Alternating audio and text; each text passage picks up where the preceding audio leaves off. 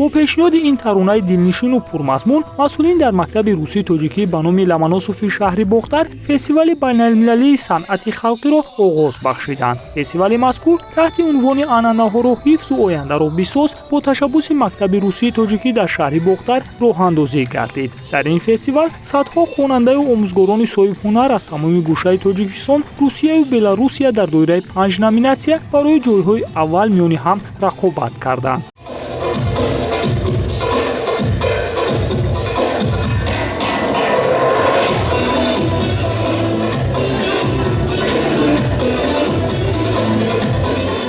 Первый раз такого формата проходит у нас этот фестиваль, сохраняя традиции, создавая будущее. Здесь сегодня собраны разные коллективы со всего Таджикистана и представляют свои номера в различных номинациях. У нас сегодня представлены вокал, хореография, игра на национальных инструментах и, конечно же, ремесло народных мастеров.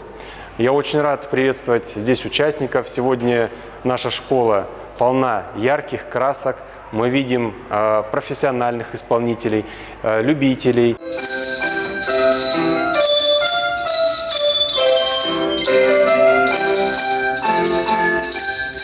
дар доираи ин фестивал хонандагону омӯзгорон аз рӯи сину сол ва намунаҳои интихобкардаи худ миёни ҳам сабқат карданд. албатта ки уҷра ва ҳакамони ҳар як номинатсияи фестивал низ алоҳида буд. аз ин рӯ ҳунарнамоии довталабонро аъзои ҳакамон бо диққат тамошо кардаю беҳтаринҳоро интихоб намуданд.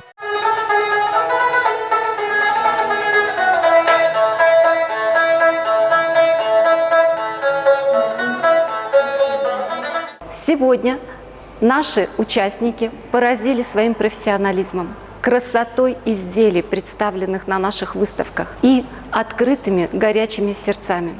Находясь в Таджикистане, по направлению правительства Российской Федерации, я погрузилась в культуру Таджикистана, которая очаровала меня своей красотой, теплотой, яркими красками. Открытые сердца моих коллег и любовь детей захлестнула меня. В профессиональном плане, хочу сказать, Республика Таджикистан поднимает меня намного выше, чем когда-то просто учителем.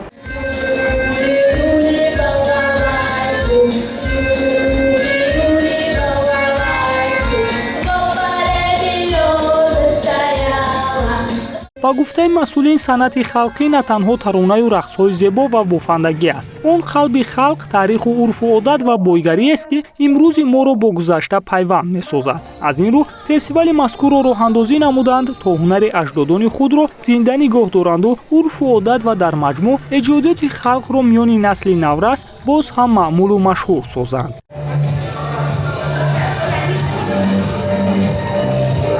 дар ҳақиқат имрӯз мо шоҳиди ҳунару маҳорати анамун хонандаҳои мактабҳои шаҳру ноҳияҳои ҷумҳурӣ гашта истодем, чӣ аз маҳорати сурудхонӣ, рақс кардан ва навозиш ки дар ин ҷо пешкаши аъзои ҳакамон гардид ва дар ҳақиқат ин баҳамоиро, дӯстиро, башардӯстиро нишон медиҳад ва тавассути ҳамин гуна фестивалҳои байналмилалӣ мо огоҳӣ пайдо мекунем аз анъанаҳои тамоми миллатҳо.